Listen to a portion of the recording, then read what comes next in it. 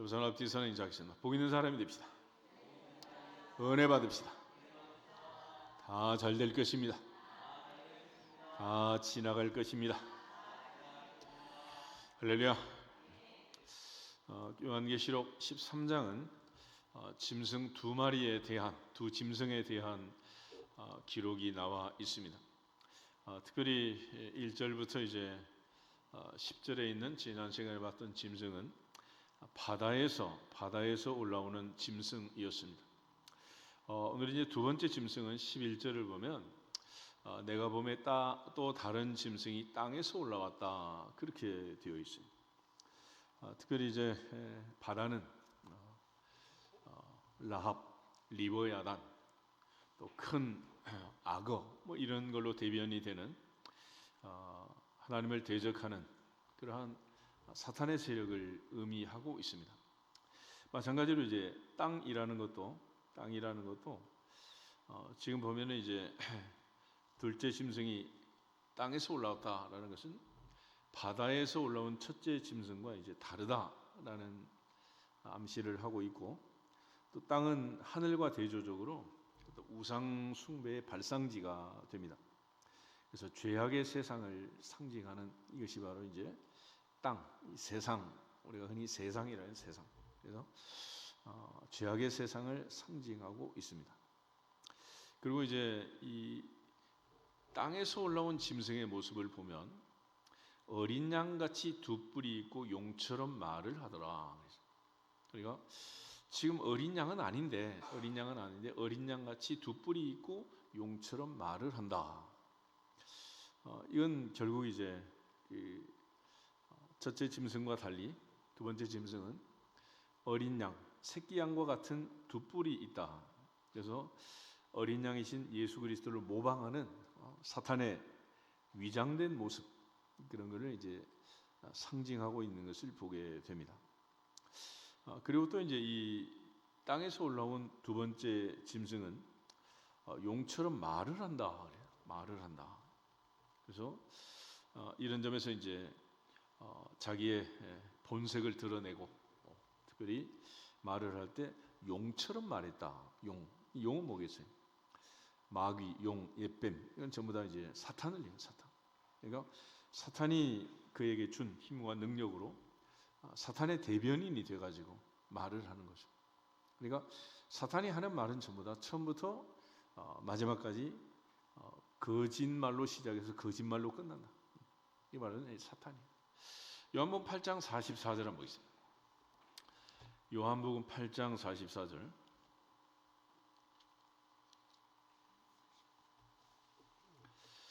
요한복음 8장 44절 한 절만 같이 보겠습니다.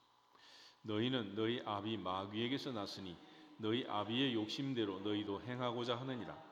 그는 처음부터 살인한 자요 진리가 그 속에 없으므로 진리에 서지 못하고 거짓을 말할 때마다 제 것으로 말하나니 이는 그가 거짓말쟁이요 거짓의 아비가 되었음이라. 아멘. 그러니까 이 바리새인들을 예수님께서 책망할 때 너희는 너희 아비 마귀에게 났다. 그 마귀는 거짓말쟁이고 거짓의 아비다. 그렇게 말을 해요. 그러니까 지금 이 땅에서 올라온 두 번째 짐승 이 모습을 보면 어린 양같이 두 뿔이 있고 용처럼 말을 한다. 사도 베드로는 누가 말을 하려면 하나님의 말씀을 하는 것처럼 해라.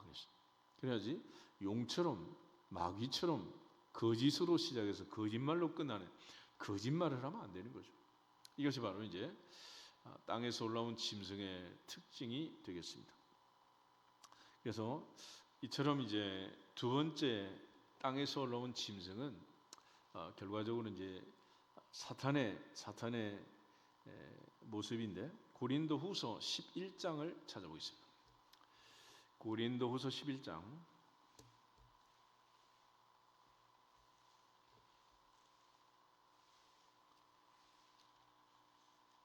고린도후서 11장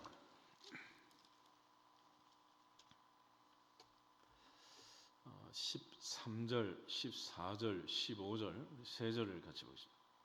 그런 사람들은 거짓 사도요 속이는 일꾼이니 자기를 그리스도의 사도로 가장하는 자들이니라.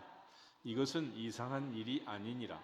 사탄도 자기를 광명의 천사로 가장하나니 그러므로 사탄의 일꾼들도 자기를 의의 일꾼으로 가장하는 것이 또한 대단한 일이 아니니라. 그들의 마지막은 그 행위대로 되리라. 아멘. 이러면 이제 거짓 사도, 속이는 일꾼, 자기를 그리스도의 사도로 가장하는 자들. 그래서 어린 양같이, 양도 아니면서 예수님도 아니면서 그렇게 가장하는 자들, 그것을 이상하게 생각하지 마라. 그래서 14절에 보면 사탄도 자기를 광명의 천사로 가장한다. 가장 행렬을 하는 거예요. 그래서 사탄은 분명히 사탄인데 그 속에는 노략질하는 일이라 그랬잖아요, 예수님께서도. 그러니까 겉으로 볼 때는 양 같은데 속에는 노략질하는 일이고, 또 겉으로 볼 때는 광명의 천사 같은데 그 속에는 사탄이라는 사탄. 이것이 이제 아주 음흉한 사탄의 모습이고, 사탄은 한마디로 거짓으로 시작해서 거짓으로 끝나는 거짓의 아비, 거짓말쟁이, 광명의 천사로 가장하는, 속에는 노략질하는 일이 이렇답니다. 그래서 그러므로 사탄의 일꾼들도 자기를 의의 일꾼으로 가장하는 것이 또한 대단한 일이 아니다. 그들은 이것을 일상적으로 아무렇지도 않게 그렇게 한다는 거죠. 그래서 결국은 이제 사도 바울이 양심의 화인을 맞았다 이런 표현을 쓰는데, 우리가 무엇이 참이고 거짓인지 이걸 구별할 줄 알고 또 하나님을 두려워할 줄 알아야 되는데, 그러지 않고 거짓말을 하면서도, 가장을 하면서도, 광명의 천사로 위장을 하면서도 아무렇지도 않게 생각하는 이 사탄의 모습을 보여주고 있습니다. 그 마지막은 결국 그 행위대로 될 것이다. 바울이 여기서 이제 강조하고 있는데, 둘째 짐승은 바로 이 광명의 천사로 가장한 사탄이고, 거짓되고 위선적인 교훈을 가르치는 거짓 선지자들을 상징한다라고 볼 수 있겠습니다. 그래서 예수님께서 이제 하신 말씀 중에 우리 마태복음 7장을 한번 마태복음 7장에 보시면 예수님께서 항상 이제 그 마음 중심, 사람은 외모를 보지만 나 여호와는 중심을 본다라고 말했고, 상산수훈 마태복음 7장에서 예수께서 이제 우리에게 하신 말씀들을 보면 15절부터 20절 말씀까지 먼저 한번 읽어보겠습니다. 거짓 선지자들을 삼가라. 양의 옷을 입고 너에게 나오나 속에는 노략질하는 일이라. 그들의 열매로 그들을 알지니 가시나무에서 포도를 또는 엉겅퀴에서 무화과를 따겠느냐. 이와 같이 좋은 나무마다 아름다운 열매를 맺고 못된 나무가 나쁜 열매를 맺나니 좋은 나무가 나쁜 열매를 맺을 수 없고 못된 나무가 아름다운 열매를 맺을 수 없느니라. 아름다운 열매를 맺지 아니하는 나무마다 찍혀 불에 던져지느니라. 이러므로 그들의 열매로 그들을 알리라. 아멘. 그러니까 겉모습, 속모습 이건 전혀 다른 거짓 선지자들을 삼가라. 근데 거짓 선지자가 드러나는 방법은 열매를 보면 알 수 있다. 열매를 보면. 그래서 좋은 나무가 좋은 열매를 맺고 못된 나무가 나쁜 열매를 맺는다. 그래서 열매가 맺혀지기까지 이제 시간이 필요해. 시간. 그래서 당장 눈앞에서 이게 진짜인지 가짜인지, 좋은 나무인지 나쁜 나무인지 알 수 없지만은 시간이 지나고서 열매를 보면 이게 포도나무인지 엉겅퀴인지 무화과나무인지 좋은 나무인지 나쁜 나무인지 알 수가 있다. 그래서 사람은 두고 보면 드러나게 된, 예수님의 공생의 3년을 지나가면서 가룟 유다는 스스로 가룟 유다임을 드러내고, 예수님을 3번씩이나 부인했던 베드로는 여전히 자기의 또 약점을 드러내고, 그렇게 된, 누가 뭐 그렇게 하라고 한 것도 아니야. 그러니까 시간이 지나면 그렇게 되는 거죠. 애들도 보면 뭐 그러잖아. 어쩜 애가 이렇게 착해요? 5분도 안 돼서 본색을 드러내지? 똑같은 거야. 그러니까 자기 스스로 주체하지 못하고 자기를 드러내게 돼 있다. 그러니까 사탄은 거짓된 것들은 결과적으로 드러날 수밖에 없는데, 예수님께서는 열매를 통해서 드러낸다 그랬습니다. 성령의 열매에 대해서 얘기할 때 오직 성령의 열매는 사랑과 희락과 평과 오래 참음과 자비와 양선과 충성과 온유와 절제니 이 같은 것을 금지할 법이 없느니라 그랬잖아요. 그러니까 성령의 열매를 맺는 것도 그걸 바꿀 수 없는 거고, 가시 열매를 맺고 거짓된 열매를 맺는 것도 바꿀 수가 없는 거예요. 열매는 바꿀 수가 없다. 그래서 우리가 이제 크리스마스 추리하고 살아있는 나무는 다른 거예요. 그러니까 갖다 와 주렁주렁 반짝반짝 달지만은 그건 다 가짜라, 가짜. 그러니까 진짜는 시간이 지나면서 뿌리로부터 진액을 빨아서 열매를 맺는 그것이 이제 진짜가 되지 않겠어요? 그래서 그 진짜가 맺혀지는 과정에서 예수님께서는 이제 씨 뿌리는 비유를 통해서 길갓밭도 있고 돌짝밭도 있고 가시밭도 있고 옥토도 있고. 그래서 옥토, 좋은 땅은 뭐냐? 이 좋은 열매를 맺기 위해서는 어떤 일을 거쳐야 되냐? 누가복음 8장 한번 보겠습니다. 누가복음 8장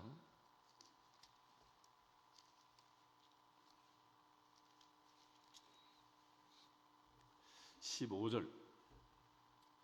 누가복음 8장 15절. 좋은 땅에 있다는 것은 착하고 좋은 마음으로 말씀을 듣고 지키어 인내로 결실하는 자니라. 아멘.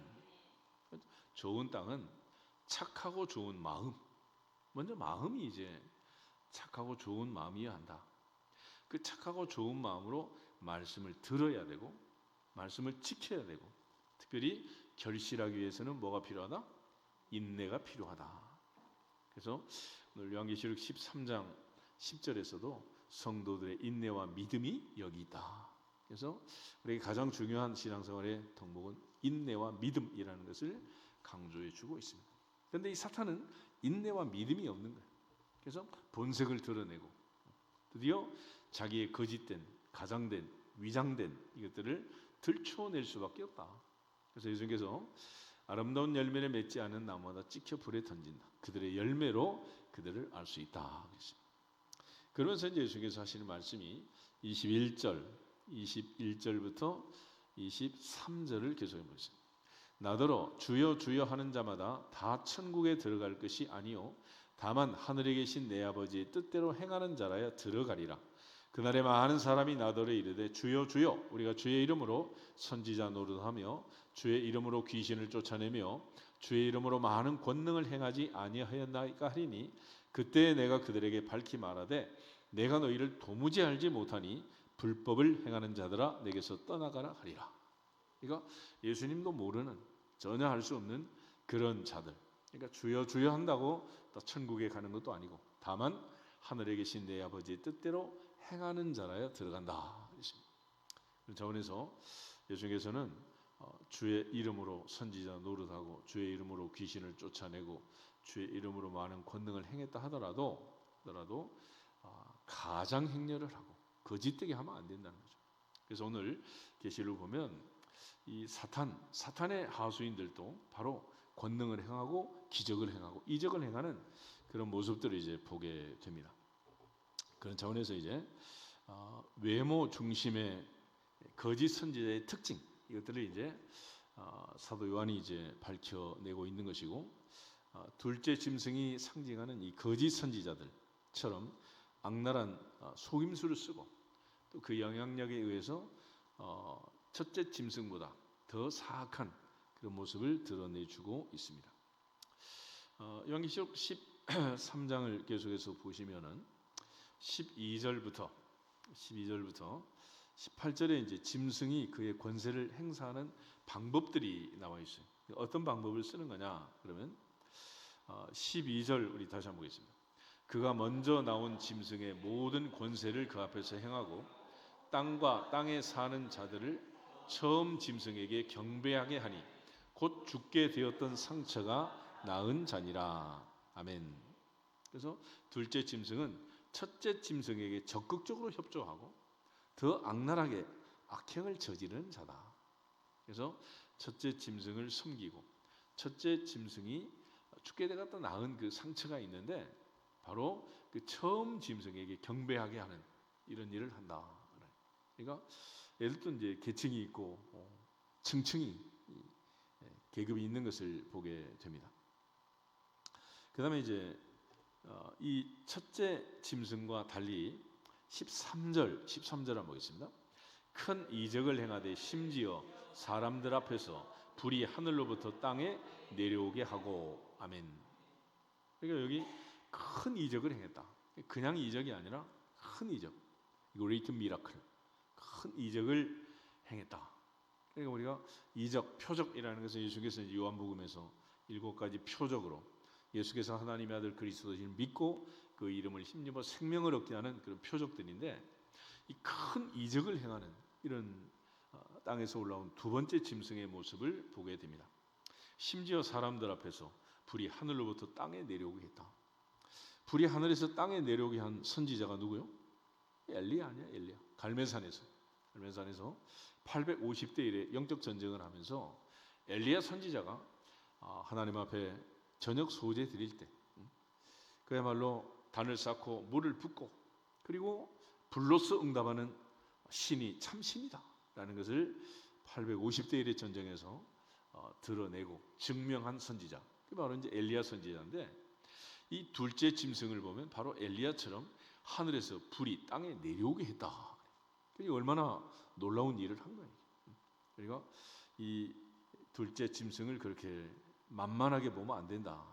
그러면 이처럼 하늘로부터 땅에 불이 내려오게 했는데 뭐 하려고 그런 거냐? 14절 보입니다. 14절. 짐승 앞에서 받은 바 이적을 행함으로 땅에 거하는 자들을 미혹하며 땅에 거하는 자들에게 이르기를 칼에 상하였다가 살아난 짐승을 위하여 우상을 만들라 하더라. 아멘. 먼저는 짐승 앞에서 받은 이적을 행함으로 땅에 거하는 자들을 미혹하는 거다. 미혹. 그러니까 주여 주여 하면서 우리가 주의 이름으로 선지한 노들을 하고 귀신을 쫓아내고 많은 이적을 행하지 아니했습니까? 라고 말한 이 가짜 가시덤불 엉겅퀴 열매를 맺는 그런 사탄의 거짓된 가장된 그 모습처럼 결과적으로 이 잘못된 이적을 통해서 땅에 사는 사람을 미혹했다, 유혹했다. 그래서 이제 모든 사람이 이처럼 유혹을 받고 미혹을 받는 것은 자기 욕심에 끌려 미혹됩니다. 욕심이 잉태한 즉 죄를 낳고 죄가 장성한 즉 사망을 낳는다 그랬는데, 사탄이 아무리 유혹하고 미혹해도 이 유혹의 미혹에 빠지지 않으면 되는 거예요. 그래서 천하의 강태공도 아무리 맛있는 갯지렁이 가지고 물고기를 낚아도 물지 않는 고기는 잡아요, 못 잡아요? 못 잡는 거야. 그러니까 덥석 물고 그 유혹의 미혹에 넘어가는 어리석은 자들을 사탄이 낚고 치는 거지 아무나 그러지 않는다. 12제자 중에 특별히 이제 가룟 유다가 그렇게 넘어갔던 것은 그는 은 30에 정신이 팔려가지고 거기에 유혹의 미혹에 넘어간 거 아니겠어요? 베드로는 특별히 또 이제 3번씩이나 부인했는데 이러다 혹시 죽으면 어떡할까? 하나님을 두려워하지 않고 사람을 두려워하다가 그렇게 이제 자기 욕심에 끌려 미혹이 된 거지. 그래서 예수께서도 오늘 우리가 시험에 들지 않게 하세요. 유혹에 빠지지 않게 하세요. 이 미혹에 빠지지 않게 해 주시옵소서. Lead us not into temptation. 그 유혹의 미혹에 빠지지 않게 해 주시옵소서. 기도하라고 말씀하신 거예요. 앞으로 사는 평생 항상 주만 바라보고 주님만 의지하고 하나님께만 영광을 돌릴 수 있기를 주 이름으로 축복합니다. 이 사탄은 심지어 예수님까지 유혹하고 미혹했다. 그래서 40일 금식한 예수님께 와가지고 내가 만약 하나님의 아들이라면 이 돌로 떡이 되게 해라. 그렇게 유혹하고 미혹하는 이 사탄의 모습을 잘 보면서 어떠한 경우가 있더라도 이 유혹과 미혹은 끊임없이 계속되겠지만은 이 유혹과 미혹에 넘어가지 않는 방법은 뭐냐? 욕심 부리지 않는 것이다. 그래서 모든 좋은 은사와 선물들은 위로부터 빛들의 아버지께로부터 내려오느니라. 하나님이 주신 게 좋은 거지 우리가 유혹하고 미혹을 받아서 아담과 하와처럼 덜커덩 따먹은 선악과가 좋은 게 아니란 말이야. 그런데도 인간은 그런 인생을 살고 있는 거야. 그래서 육신의 정욕, 안목의 정욕, 이생의 자랑을 쫓아서 유혹하고 미혹하는 이 사탄의 세력에 대해서 욕심 부리지 말자. 할렐루야. 그래서 야고보서 4장에 있는 것처럼 너희가 얻지 못하면 구하지 아니하며 구하여도 얻지 못하면 정욕으로 쓰려고 잘못 구합니다. 그렇습니다.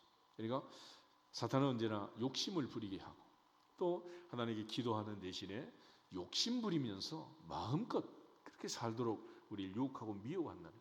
그렇지만 우리가 하나님이 주실 때까지 때와 시기를 주관하시고 우리의 삶을 인도하시는 아버지 하나님 앞에서 기대하면서 기다리면서 기도할지어다. 그것이 우리가 이 밤도 해야 할 일이고 평생 해야 할 일이에요. 그러므로 하나님은 때가 되면 가장 좋은 것들로 응답하시고 복을 주실 줄로 믿습니다.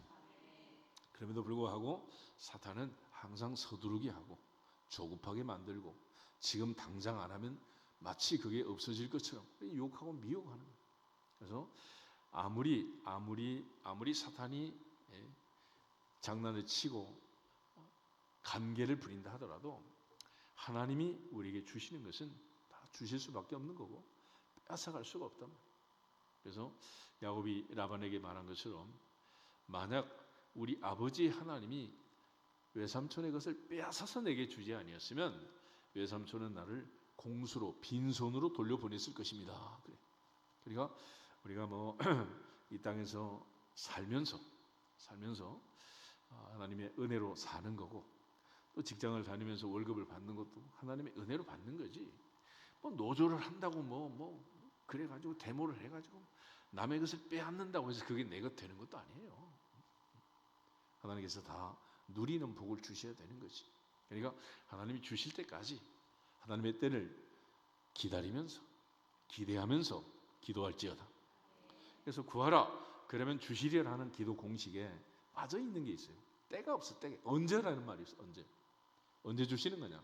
그는 각자의 믿음의 분량과 또 하나님이 진행하는 훈련의 기간에 따라 다르다. 그래서 바울은 3일에 끝내는 것을 베드로는 3년 걸렸고 모세는 80년 걸린 거 아니겠어요? 그러니까 각자 다 다른 거야. 각자. 그렇지? 왜 바울은 3일이에요? 그렇게 말하면 안 돼. 그런데 바울은 또 바울대로 하나님이 또 보시는 거지. 그러니까 내가 나된 것은 하나님의 은혜입니다. 이렇게 말하는 애를 80년 훈련시킬 필요가 있겠어 그게. 그러니까 하나님이 주신 은혜를 깨닫고 우리 모두가 다 그리스도 예수의 장성한 분량이 충만한 데까지 자라가기를 주 이름으로 축복합니다. 베드로처럼 계집종 앞에도 덜덜 떠는 애가 한 3년 걸리는 거야 이게. 그러니까 하나님 앞에서 우리가 늘 유혹하고 미혹하는 이 사탄의 이 유혹의 미혹에 빠지면 안 된다. 그래서 하나님의 전신갑주를 입고 우리 씨름은 혈과 육이 싸우는 게 아니다. 공중의 정사와 권세 잡은 모든 악한 영들, 어둠의 세상의 주관자들, 사탄의 세력과 싸우고 있는 거예요. 그러므로 항상 이 사탄의 작전은 거짓과 교만으로 사기를 치는 거예요. 사기를. 그래서 이 사기 당하지 않도록 항상 하나님 앞에서. 그러니까 우리가 앞으로 살면서 사기만 안 당하면 무탈하게 자기의 현재 삶을 유지 관리하고 살 수 있는 거예요. 그런데 왜 인간이 자꾸 문제가 생기냐? 그러면 욕심을 부리는 그 인간들이 사탄의 작전에 말려들어서 사기를 당하는 거예요. 사기를. 그러니까 에덴 동산에서부터 시작해가지고 성경에 있는 모든 사건은 사기 사건이 사기 사건. 근데 그 사기를 부리는 사기를 치는 배우 원흉이 누구냐? 바로 마귀 사탄이라는 거예요. 그래서 아담과 하와부터 시작해가지고 모두 다 거기에 말려든 거예요. 말려들어. 우리 모두가 다 하나님의 때를 기다리면서 기도하면서 하나님 주실 때까지 가장 좋은 은사와 위로부터 빛들의 아버지께로부터 가장 좋은 선물을 주실 때까지 너희가 악한 자라도 자식에게는 좋은 것으로 줄 줄 알거든 하물며 하늘에 계신 너희 아버지께서 구하는 자에게 좋은 것으로 주시지 않겠느냐. 할렐루야. 그래서 아버지가 주신 것이 좋은 것이고 하나님 예비한 것이 좋은 것이라 줄 때까지 욕심 부리지 않고 기다리면서 기대하면서 기도하면 반드시 복 주시고 응답하실 줄로 믿습니다. 그런데도 이 짐승은 이적을 행해서 땅에 거한 자들을 미혹해가지고 하나님께 기도하지 않고 욕심 부리고 그 유혹에 빠져가지고 저하고 같이 불못에 들어가자. 이게 지금 사탄의 작전인 거예요. 또 하나 땅에 거하는 자들이 이르기를 칼에 상하였다가 살아난 짐승을 위하여 우상을 만들어라. 그래서 다니엘서에 보면 이제 느부갓네살이 하나님께서 보여주신 그 신상을 보잖아요. 머리는 금이고 가슴은 은이고 넓적다리 내려가면서 두 다리는 철이고 발은 흙이다. 그래서 앞으로 역사가 펼쳐질 때 로마 제국까지 바벨론이, 페르시아가, 메데 바사가, 헬라 제국이, 로마 제국이 펼쳐질 그 역사의 흐름을 이제 보여줬는데, 그걸 보고 나서 이제 느부갓네살은 전체가 금으로 된 금신상을, 나의 신상을 만들어라, 그렇게 이제 교만을 뜬 거 아니겠어요? 그래가지고 금신상을 만들고 만약 절하지 않으면 풀무불에 집어넣는다. 그래가지고 사드락 메삭 아벤노고를 집어넣게 되는 거예요. 그러니까 이 우상을 만드는, 이 전부 다 이제 자기가 하나님인 것처럼, 신인 것처럼 가장하는 거지, 가장. 그래서 우리가 이제 동상을 만들고 우상을 만들고 석상을 만들고 하는 이 어리석은 자들. 그러니까 이 우상이란 게 사실은 뭐 아무것도 아닌 건데 시편 115편 한번 보겠습니다. 시편 115편.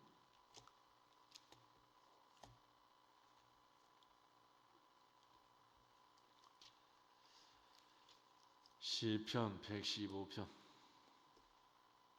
4절부터 8절까지를 같이 한번 보겠습니다. 그들의 우상들은 은과 금이요 사람이 손으로 만든 것이라. 입이 있어도 말하지 못하며, 눈이 있어도 보지 못하며, 귀가 있어도 듣지 못하며, 코가 있어도 냄새 맡지 못하며, 손이 있어도 만지지 못하며, 발이 있어도 걷지 못하며, 목구멍이 있어도 작은 소리조차 내지 못하느니라. 우상들을 만드는 자들과 그것을 의지하는 자들이 다 그와 같으리로다. 아멘. 그렇지만 하나님을 의지하는 사람은 어떤 사람이냐? 9절 말씀부터 15절까지를 같이 한번 보겠습니다. 이스라엘아, 여호와를 의지하라. 그는 너희의 도움이시요 너희의 방패시로다. 아론의 집이여, 여호와를 의지하라. 그는 너희의 도움이시요 너희의 방패시로다. 여호와를 경외하는 자들아, 너희는 여호와를 의지하여라. 그는 너희의 도움이시요 너희의 방패시로다. 여호와께서 우리를 생각하사 복을 주시되 이스라엘 집에도 복을 주시고 아론의 집에도 복을 주시며 높은 사람이나 낮은 사람을 막론하고 여호와를 경외하는 자들에게 복을 주시리로다. 여호와께서 너희를 곧 너희와 너희의 자손을 더욱 번성하게 하기를 원하노라. 너희는 천지를 지으신 여호와께 복을 받는 자로다. 아멘. 우상을 섬기는 자, 우상을 만드는 자 다 그와 같을 것이다. 그렇지만 천지를 지으신 하나님을 섬기는 자, 여호와를 의지하는 자, 여호와께 복을 받는 자니라. 할렐루야. 여러분 아버지는 인사하겠습니다. 여호와께 복 받은 사람이 됩시다. 그게 이제 차이점인 거예요. 그런데 오늘 계시록을 보면 놀라운 일이 벌어지고 있어요. 다시 보시면 이 짐승이 우상을 만들도록 그렇게 했는데 15절을 보겠습니다. 15절 13장 15절 그가 권세를 받아 그 짐승의 우상에게 생기를 주어 그 짐승의 우상으로 말하게 하고 또 짐승의 우상에게 경배하지 아니하는 자는 몇이든지 다 죽이게 하더라. 아멘. 하나님께서 태초에 흙으로 사람을 빚으시고 그 코에 생기를 집어넣어 생명이 되게 했잖아요. 그런데 지금 우상을 만들어가지고 이 짐승이 생기를 집어넣어가지고 그 짐승의 우상으로 말하게 하고 그 우상에게 경배하지 않는 자는 몇이든지 다 죽인다. 겁박을 한 거예요. 겁박. 그러니까 이게 지금 이제 사탄이 이적을 행하고 미혹하는 과정에서 또 많은 사상자가 나오고 죽임을 당하는 이런 끔찍한 일이 발생하고 있는 것을 보게 됩니다. 그러니까 하나님께서 생기를 주어서 생명이 되게 한 사람을 만든 것은 하나님께서 태초부터 인간에게 복을 주기 위함이었다. 할렐루야. 하나님의 형상으로 사람을 만드시고 생육하고 번성하여 땅에 충만하라. 땅을 다스리라. 하나님께서 우주 만물을 돌보고 보존하고 통치하시는 그 권한을 인간에게 주어서 잘 보존하고 관리하라고 말씀하신 건데 이 사탄이 우상에게 생기를 주어 말하게 하는 것은 만약 경배하지 않는 자는 모조리 살리는 게 아니라 죽이기 위해서 이 끔찍한 일을 버리는 거죠. 목적 자체가 전혀 다르다. 그리고 또 하나 이제 16절, 17절 같이 한번 보겠습니다. 그가 모든 자, 곧 작은 자나 큰 자나 부자나 가난한 자나 자유인이나 종들에게 그 오른손에나 이마에 표를 받게 하고 누구든지 이 표를 가진 자 외에는 매매를 못하게 하니 이 표는 곧 짐승의 이름이나 그 이름의 수라. 아멘. 그래서 이 보면 이제 이 짐승의 우상에게 경배하지 않는 자는 며칠이든지 다 죽였고, 특별히 모든 사람 저가 모든 사람 곧 작은 자나 큰 자나 부자나 빈궁한 자나 자유한 자나 종들이나 그 오른손이나 이마에 표를 받게 하고 누구든지 이 표를 가지지 않은 자는 매매를 금했다. 매매하지 못하도록 했다. 그래서 이 표는 곧 짐승의 이름이고 그 이름의 수라고 했습니다. 그래서 궁극적으로 둘째 짐승이 상징하는 의미는 예수 그리스도의 재림이 가까이 올수록 특별히 큰 기사와 표적을 행하는 거짓 선지자들이 많이 일어나게 될 것이고, 많은 사람을 미혹하고 또 할 수만 있으면 택하신 자들까지도 미혹할 것을 깨우쳐주는 그런 말씀.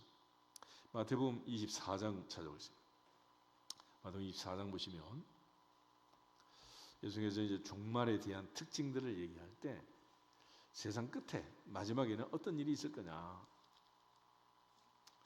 마태복음 24장 23절, 24절 두 절을 같이 한번 보겠습니다. 그때 사람이 너희에게 말하되 보라 그리스도가 여기 있다 혹은 저기 있다 해도 믿지 말라. 거짓 그리스도들과 거짓 선지자들이 일어나 큰 표적과 기사를 보여 할 수만 있으면 택하신 자들도 미혹하리라. 아멘. 이것이 바로 마지막 때 종말에 일어난 일들이에요.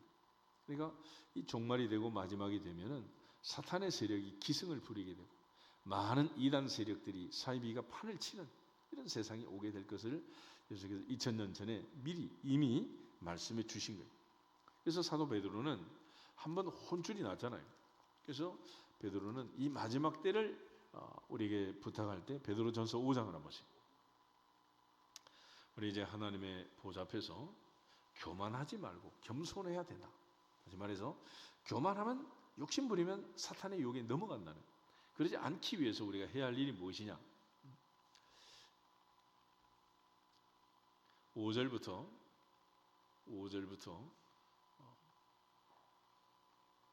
11절까지 같이 읽겠습니다.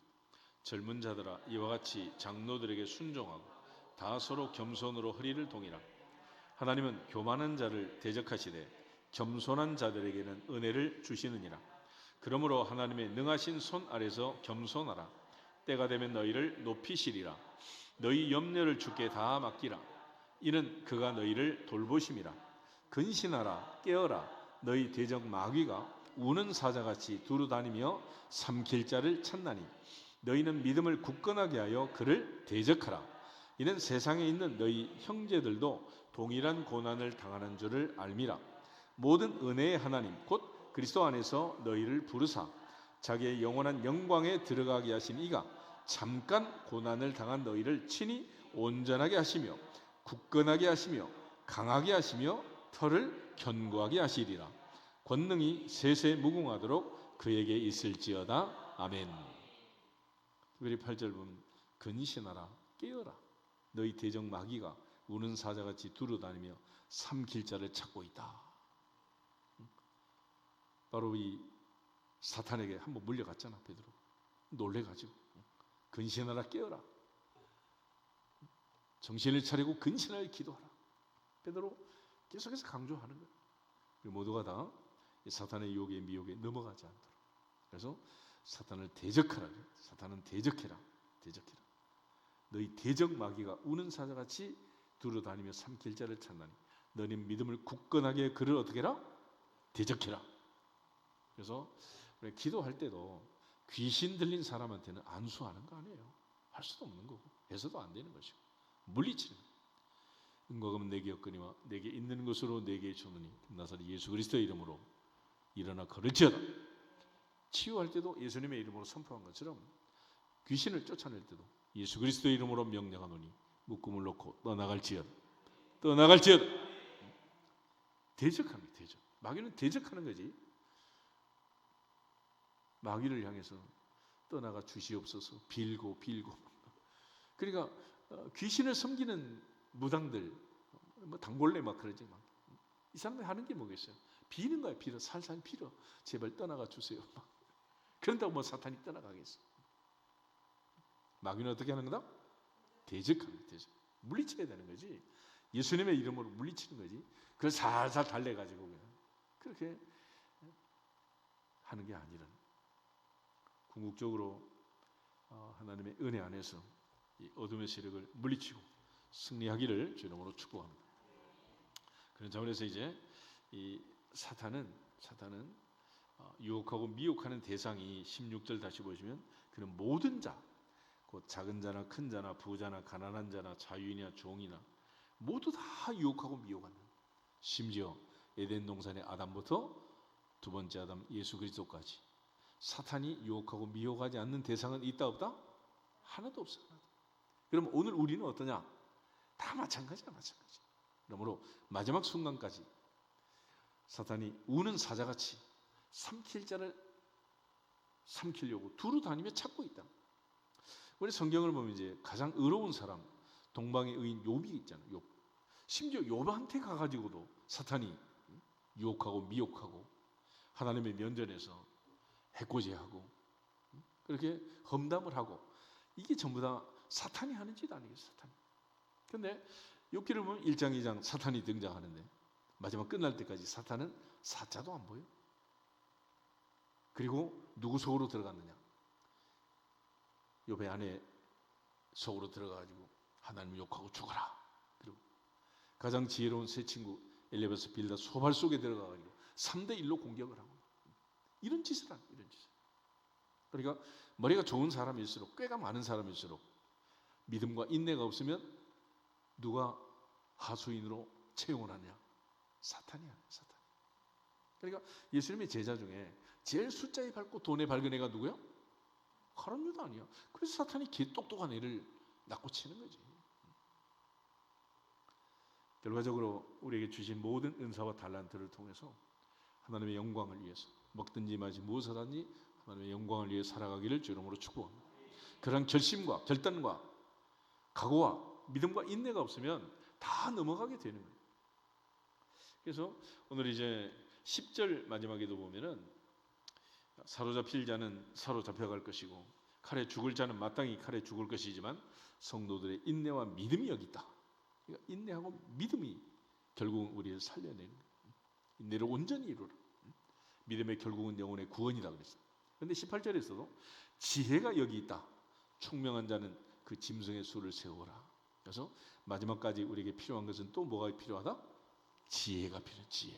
그래서 인내와 믿음과 지혜가 필요하다라는 것이 계시록 13장의 마지막 결론인데, 야고보서 1장 다시 한번 보세요. 야고보서 1장에 보면 야고보가 흩어진 12지파에게 편지를 쓰면서 2000년 전에 고향 떠난 예루살렘을 떠난 고대 근동에서 소아시아에서 흩어져 있는 그들에게 강조하는 것이 바로 믿음과 지혜였어요. 인내였어요. 2절에서 8절을 보겠습니다. 내 형제들아, 너희가 여러 가지 시험을 당하거든 온전히 기쁘게 여기라. 이는 너희 믿음의 시련이 인내를 만들어내는 줄 너희가 알미라. 인내를 온전히 이루라. 이는 너희를 온전하고 구비하여 조금도 부족함이 없게 하려 함이라. 너 중에 누구든지 지혜가 부족하거든 모든 사람에게 후히 주시고 꾸짖지 아니하시는 하나님께 구하라. 그리하면 주시리라.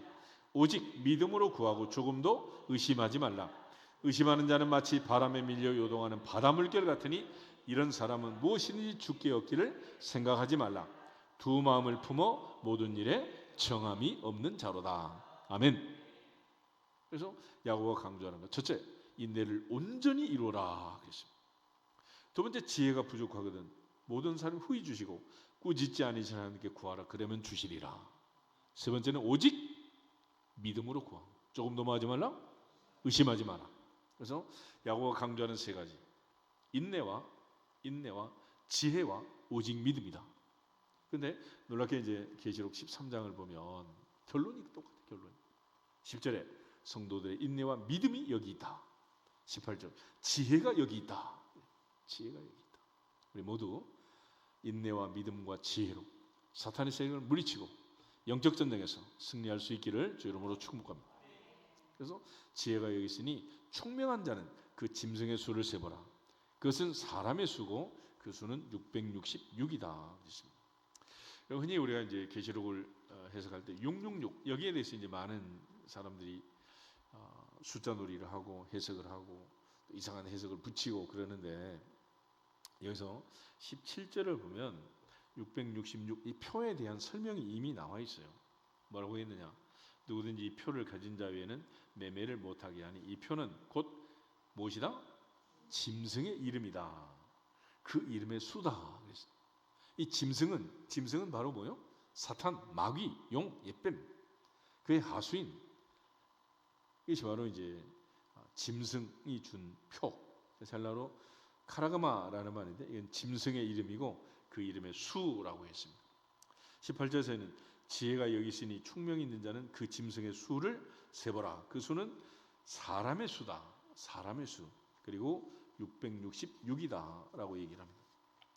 그래서 대부분의 이제 주석가들은 그 짐승의 수를 세어보라라는 말에 근거해 가지고 히브리 헬라 알파벳이 표시하는 숫자를 가지고 이제 숫자 노름을 하는 거예요. 예수님의 그 족보를 보면 아브라함부터 다윗까지 14대요, 다윗부터 바벨론 포로까지 14대요, 바벨론 포로에서 특별히 예수 그리스도까지 14대다 이런 표현이 있는데, 히브리어 다윗이라는 세 알파벳을 더하면은 이 알파벳이 이제 14가 돼요. 14. 그래서 먼저 1, 2, 3, 4, 5, 6, 7, 8, 9 하고 그다음에 10, 20, 30, 40 이렇게 이제 남바링을 해가지고 이제 알파벳 아라비아 숫자가 없던 때 이제 대신해서 썼던 그런 숫자 노름을 지금 하고 있는 건데, 결국 여기서 이제 히브리어나 헬라의 알파벳이 표시하는 숫자 풀이로 이제 주석을 대신하는 그런 일들을 하는 사람들이 많았다. 그렇지만 사도 요한이 여기서 이제 숫자의 상징성을 부여하고 있을 뿐인 거예요. 그래서 이제 성경, 특별히 이제 계시록에 보면 이 숫자가 많이 나옵니다. 숫자가 첫 번째는 7별, 7촛대, 7교회, 7나팔, 7대접, 뭐 전부 7 아니야? 7인 이런 식으로. 그리고 또 이제 24장로, 또 이제 14장에 가면 14만 4천 뭐 이런 거. 또 예루살렘 성곽은 144규빗이다. 이런 이 많은 그 숫자에 대한 얘기가 나와 있는데, 사람의 수와 하나님의 수 이 둘로 이제 나누어서 설명을 합니다. 보통 이제 하나님의 수는 완전 수가 될 때 홀수가 돼요. 홀수. 그런데 인간의 수는 짝수가 돼야지 이제 편안하고 안정된 숫자가 되는 것입니다. 하나님께서 태초에 사람을 만들 때 한 사람 만들고는 인간이 편안하지 못하고 불안전하다, 좋지 않다. 그래서 돕는 배필로 하나를 더 만들어 가지고 아담과 하와, 남편과 아내를 만드니까 둘이 이제 편안하게 된 거 아니겠어요? 근데 만약 거기에 이제 또 한 명이 더 있어가지고 삼각관계, 그러면 어떻게 돼? 또 불안해지는 거예요. 사람의 수는 짝이 맞아야지, 안 맞으면 이게 불안한 거예요. 그러니까 우리가 이제 어디 장거리 여행을 하든 뭐 그럴 때도 반드시 짝이 맞아야지, 짝이 없으면 안 돼. 그러니까 학교에서 애들이 이제 짝꿍을 만들잖아요. 짝꿍. 한 책상에 2명씩 앉도록. 근데 가끔 보면 이제 짝꿍이 없는 애들이 있잖아. 애들이 항상 이제 문제가 되는 문제. 그러니까 인간의 수는 짝이 없으면 안 돼. 짝이 없으면. 그래서 오늘날 이제 많은 사람들이 이제 젊은 청춘들이 시집도 안 가고 장가도 안 가고 애도 안 낳고, 애를 낳아도 하나만 낳고 막 이러니까 지금 전부 다 이제 세상이 외톨이 세상이 돼가고 문제가 많은 세상이 돼가고 결국 인간의 수가 안 맞는 것이 안 맞아. 이런 세상이 되는 거예요. 그런데 하나님은 어떠냐? 하나님은 홀로 한 분이시다. 문제 있어요, 없어요? 아무 문제가 없는 거예요. 삼위일체 하나님 문제 있어요, 없어요? 성부, 성자, 성령. 인간 같으면 삼각관계인데 하나님은 아무 문제가 없는 거예요. 또 일곱령, 일곱이라는 완전수를 완전수. 14만 4천이나 144규빗 이것들은 우리가 잘 아는 것은 12 곱하기 12 하면 144가 되는 거 아니겠어요? 그러니까 12 완전수에다 완전수를 곱한 완전함을 표현하는 그런 특징들을 가지고 있습니다. 그러니까 결국 하나님의 숫자와 인간의 숫자가 이렇게 이제 다르게 된 거예요. 그래서 새 예루살렘의 성곽, 또 하나님을 찬양하는 하늘의 어린 양과 시온산에 서 있는 성도들의 수 14만 4천, 이들은 전부 다 완전수를 얘기하고 있습니다. 그러니까 사도 요한이 여기서 이제 강조하는 것은 성도들의 영적 분별력, 통찰력을 요청하는 것이지 수학적 재능을 얘기하는 건 아니야. 그러니까 늘 하나님 앞에서 666이라는 것은 6을 3번씩이나 거듭함으로써 7을 완전수로 표현하는 성경의 그 의미, 상징과 비교하면 6을 3번이나 반복하는 것은 불완전성을 해요. 불완전성. 그러니까 사람의 수는 언제나 불완전하고 하나님의 수는 완전하다. 그러니까 완전을 가장하는 마귀의 위선적인 유혹, 그걸 이제 하기 위해서 사탄도 이제 666을 얘기하는 거예요.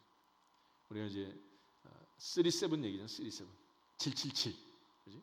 들어봤어? 그 외에 갑자기 37이 나오고 있어. 그러니까 이 666을 반대하는. 그러니까 하나님의 수는 언제나 완전함을 강조하고 인간의 수는 언제나 불완전함을 얘기하는. 그래서 완전을 가장하는 마귀의 이선적인 유혹들을 상징한다고 볼 수 있겠습니다.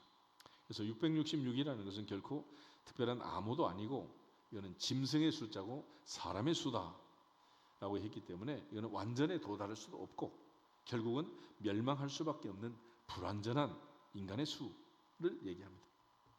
그러므로 성도들은 심지어 이제 사탄까지도 역사의 주관자이신 하나님의 통치 아래 있다. 그래서 하나님께서 욥을 맡길 때도 생명은 보존해야 한다. 생명을 건드리면 안 된다라고 이제 하나님께서 범위를 정해 주잖아요.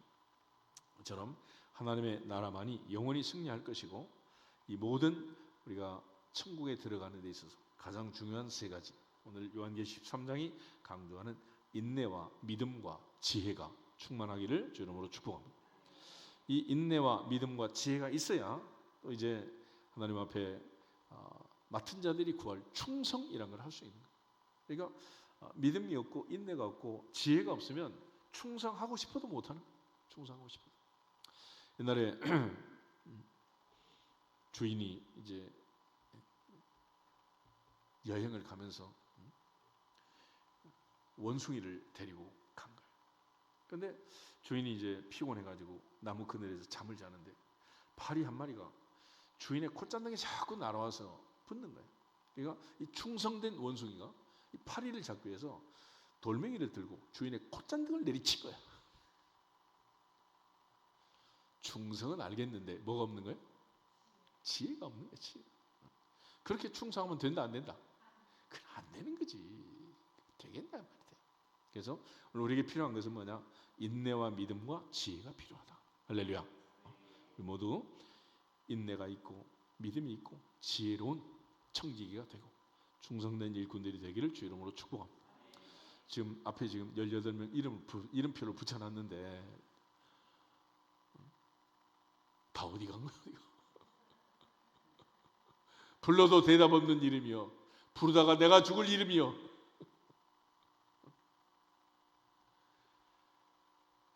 그렇지만 하나님께서 오늘 밤 꿈속에서라도 인내와 믿음을, 지혜를 부어주셔서 앞으로 하나님의 교회를 더욱 충성스럽게 받드는 충성된 일꾼이 될 수 있도록 이 밤 이 자리에 있는 우리 모두가 축복하고 하나님께 부르짖고 임직식이 더욱더 성령 충만한 임식이 되도록 하나님께 영광을 돌리기를 주 이름으로 축복합니다.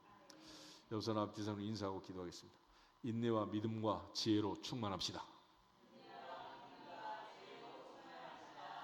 할렐루야.